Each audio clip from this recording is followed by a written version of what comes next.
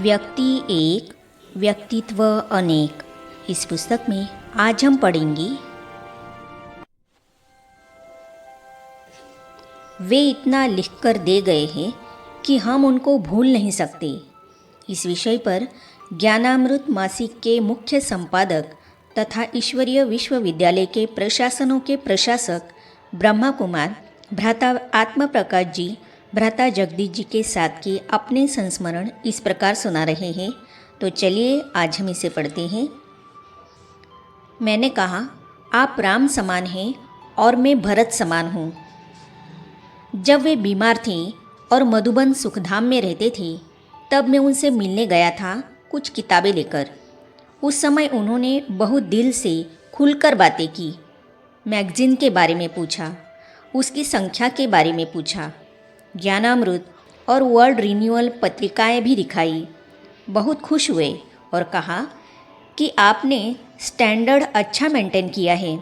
मैंने कहा, भाई साहब, मैं तो आपका ही कारोबार संभाल रहा हूँ। आप राम के समान हैं और मैं भरत के समान हूँ।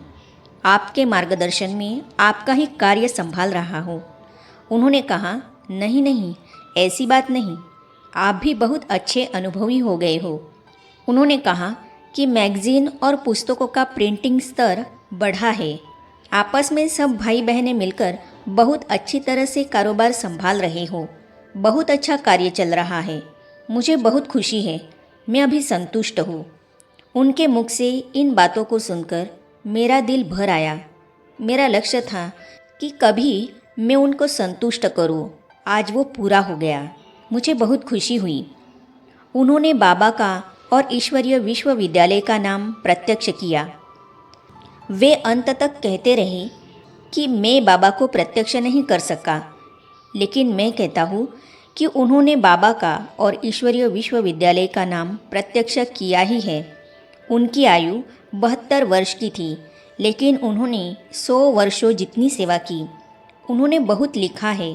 उनकी एक किताब छपी है महिलाओं पर, जिनका नाम है महिला सशक्तिकरण। बहुत ज़बरदस्त किताब है। उसके लिए उन्होंने बहुत रिसर्च की है। महिलाओं के बारे में वेदों में क्या कहा हुआ है, सूरदास ने क्या कहा है, कबीरदास ने क्या कहा है, ऋषि मुनियों ने क्या कहा है, नारी की किन्होंने क्या ग्लानि की है, वो सब खोज करके उस पुस्तक में लिखा है। उसमें ऐसी ऐसी खोजपूर्ण बातें हैं कि बहुतों को पता ही नहीं है। वे इतना लिखकर हमें दे गए हैं कि उसको हम पढ़ते और रिवाइज करते रहेंगे तो पुरुषार्थ में, ज्ञान में हमें बहुत लाभ होगा। उन्होंने अपने शरीर के रोम रोम को, एक एक हड्डी को सेवा में लगाया। उनके शरीर छोड़ने से कुछ मास पूर्व वे मधुबन से दिल्ली जा रहे थे। सी ऑफ करने मैं भी रेलवे स्टेशन पर गया था। उस समय वे बहुत कमज़ोर थे। व्हील चेयर पर बिठाकर उनको गाड़ी में बिठाया गया। उन्हें देखकर फ़ौरन मुझे 40 साल पुराना दृश्य याद आया। उस समय बाबा ने मुझे पहले पहले उनके पास कमला नगर भेजा था। आप जानते हैं, दिल्ली तो बहुत बड़ा शहर है। भ्राता जी खुद मुझे घुमाने ले गए और हमारे काम जहाँ जहाँ होते थे उन सब स्थानों का अवलोकन कराया, जैसे कि ब्लॉग बनने का स्थान, पेपर मिलने का स्थान, प्रिंट होने का स्थान इत्यादि। उस समय उनका रुष्ट पुष्ट शरीर था, लंबी लंबी टांगें, भुजाएं, 6 फुट का कद था। वे चलते थे तो मैं भागता था। इतनी उनकी चलने की रफ्तार थी। 40 वर्ष पहले वे कैसे थे और 40 वर्ष बाद आज वे कैसे हैं।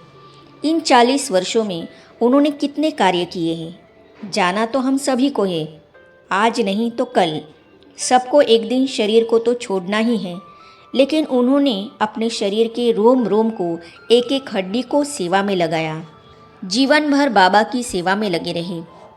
एक बार वे मेरे से कह रहे थे कि जब वे शुरू शुरू में आए थे तब उनको देखकर मम्मा ने कहा था कि अगर आप इसी रीति से पुरुषार्थ करते रहोगे तो नंबर 1 में आओगे। लेकिन उन पर सेवा की बड़ी जिम्मेवारी थी। उन्होंने न केवल साहित्य की सेवा की, बल्कि प्रशासनिक सेवा भी बहुत की। यज्ञ में आने वाले तरह तरह के विघ्नों, परिस्थितियों का सामना करने में, सुलझाने में ही उनका ज़्यादा समय गया। फिर उनका पुरुषार्थ बहुत ज़बरदस्त था। उन्होंने कभी न मान चाहा, न स्थान, न सुख, न वैभव। जीवन भर बाबा की सेवा में लगे ही रहे। एक विशेष बात उनमें यह थी कि वे यज्ञ के किसी भी नुकसान को, व्यर्थ व्यय को सहन नहीं कर सकते थे। अंत तक सेवारत वे पुस्तकों, लेखों, अनुभवों के रूप में इतना ज्ञान खजाना हमें प्रदान करके गए हैं कि आगे के समय में हम उनसे लाभान्वित होते रहेंगे। उनके द्वारा निर्मित ईश्वरीय संविधान, उनका स्वयं का नष्टोमोहा स्मृतिलब्धा स्वरूप, ईश्वरीय नियम धारणाओं में अचल अडोल जीवन हमें सदा प्रेरित करता रहेगा। अंतिम श्वास तक उनको स्वयं से एक ही गिला रहा कि मैं शिव बाबा को संपूर्ण जगत में प्रत्यक्ष नहीं कर पाया। सच्चे स्नेही के रूप में अब हम उनकी प्रत्यक्षता की इस शुभ आशा की पूर्णता का दृढ़ संकल्प करें और उसमें जी जान से जुट जाए। बाबा ने वरदान दिया और सरस्वती उनकी कलम पर चढ़ गई। इस विषय पर भ्राता जगदीश जी की अंग्रेजी किताबों की प्रूफ रीडिंग करने वाले और अंग्रेजी मैगजीन दी वर्ल्ड रिन्यूअल के सह संपादक कुरुक्षेत्र के ब्रह्मा कुमार भ्राता लक्ष्मण जी ने जगदीश भाई साहब के साथ के अपने अनुभव इस प्रकार सुनाए हैं। दिल्ली में इन्होंने टीचर्स ट्रेनिंग की। डॉक्टर जाकिर हुसैन, जो बाद में भारत के तृतीय राष्ट्रपति बने, वे इनके प्रिंसिपल थे और उन्होंने इनको पढ़ाया भी था। इन्होंने बीएड सन 1951 में की और मैंने सन 1952 में की, क्योंकि डिग्री के बाद मैंने 1 साल नौकरी की। जगदीश भाई के पिताजी नहीं चाहते थे कि जगदीश भाई ज्ञान में चले, वे चाहते थे कि ये नौकरी करे। जब जगदीश भाई ने नौकरी छोड़ी और सेंटर पर रहने के लिए तैयार हुए तो उनके पिताजी इनको डॉक्टर जाकिर हुसैन जी के पास ले गए समझाने के लिए। उस समय वे भारत के उपराष्ट्रपति थे। जाकिर हुसैन जी ने जगदीश भाई से कहा, तुम वहाँ जाना छोड़ दो, तुमको मैं IAS करवा देता हूँ, कलेक्टर की नौकरी दिला देता हूँ। लेकिन जगदीश भाई ने नहीं माना। उन्होंने कहा, मुझे कुछ नहीं चाहिए, जो चाहिए वो मिल गया है। ज्ञान में आने के बाद जब उनको देखा तो मुझे ये 3 विशेषताएं उनमें नजर आई। एक, स्वयं की पहचान, दूसरी, बाप परमात्मा की पहचान और तीसरी, समय की पहचान। इन तीनों को उन्होंने अच्छी तरह पहचाना था, इसलिए इन तीनों को वे बहुत महत्व देते थे। वे हर वक्त बाबा की याद में रहते थे। उनमें अलौकिकता बहुत थी। हर बात वे ज्ञान युक्त बोलते थे।